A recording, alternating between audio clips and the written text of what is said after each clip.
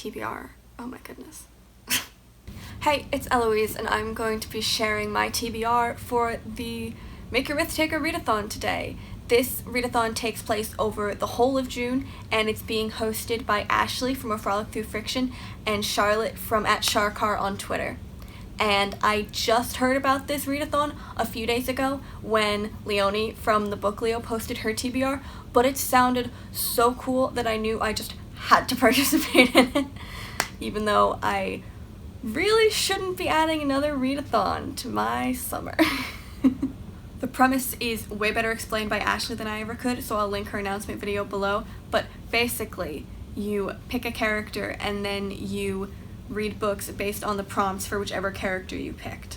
There are 4 fantasy, mythology, and folklore character type categories with 4 character archetypes in each of the categories, so you have 16 characters to choose from.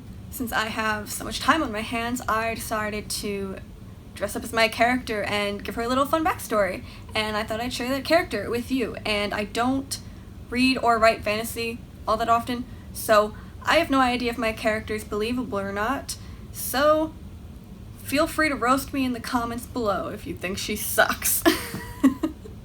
Anyway, my character is from the Royal Court category, and she is a royal spy named Cataline. She was born in a seaside kingdom called Deln, and grew up as an amateur detective of sorts. Naturally sneaky and charismatic, she was the perfect choice for the king and queen to hire on as a spy. Her current assignment is to go undercover in an enemy kingdom up in the mountains called Rosen. Through some clever and probably fake recommendations, she is hired on as a tutor for the royal children of the king and queen of Rosen. From this position, she'll be invisible enough to pick up on all sorts of secrets she wasn't meant to hear, which she will promptly share with her employers. That is, unless she gets caught. But that definitely won't happen. Okay, now on to the books I chose for the Royal Spy prompts. The first prompt is to read a book that you've heard good things about, and for this I chose Ghost Hunters Adventure Club and The Secret of the Grand Chateau by Dr. Cecil H.H. Mills.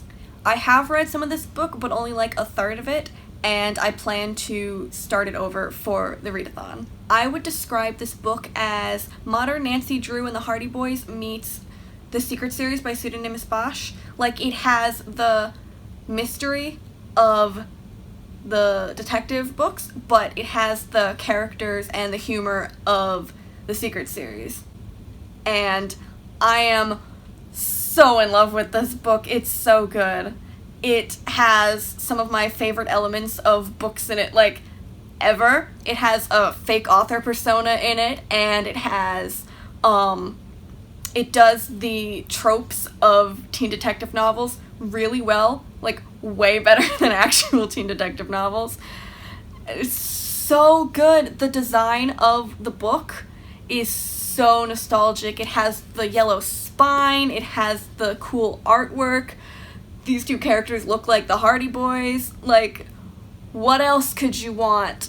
Honestly, it's so well made, and it clearly is made to love and also make fun of tropes and stuff within the teen mystery detective genre, and I absolutely guarantee that this book will be my favorite book of the year. If it isn't, I will be so shocked, because it's like someone got into my head and then made a book and published it, and now I have it in my hands. So I'm very excited to read this book. The second prompt is to read a book with red, gold, or purple on the cover, and for this prompt I chose Betsy in Spite of Herself by Maud Hart Lovelace.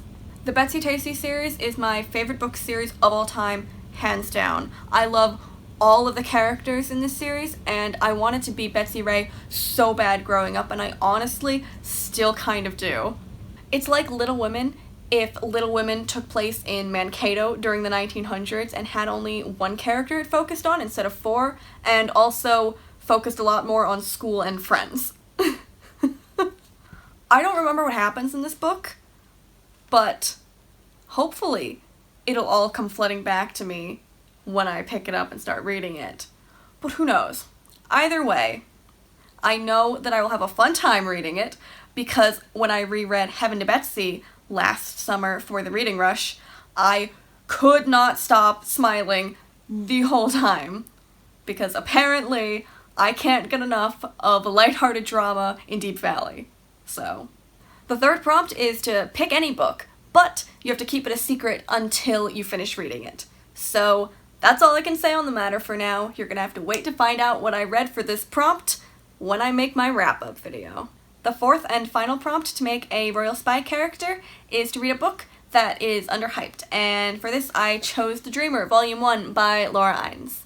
I can't for the life of me remember how I found out about this, but it is a webcomic that has 3 of its volumes available in physical editions, and the rest of them are available online in some format. I'm not really sure. I haven't looked into it. I just know that I own the 3 volumes that are actually paperback and available in physical forms. And I've owned them for so many years, but I'm only just now picking up the first volume. But I swear I've tried to read this so many times, I just never actually opened it up. But I promise you, I've tried. It is set in the present day and during the American Revolution, and it is the tale of 17-year-old Beatrice B. Whaley, a student who begins having vivid dreams about a brave and handsome soldier named Alan Warren, a member of an elite group known as Knowlton's Rangers that fought during the American Revolution. Prone to keeping her head in the clouds, Bee welcomes her nightly adventures in 1776, filled with danger and romance. They give her much to muse on the next day, but it is not long before Beatrice questions whether her dreams are simply dreams or something more. I'm not too keen on the romance part, but I cannot wait to read about the history part, because I know the second anybody who I've ever heard of before shows up in this book, I'm going to lose my mind. And those are all the books I'll be reading this month. I will link the announcement video down below for anyone who's interested in learning more about the readathon, and I will see you next week with a completely unrelated video. Bye-bye!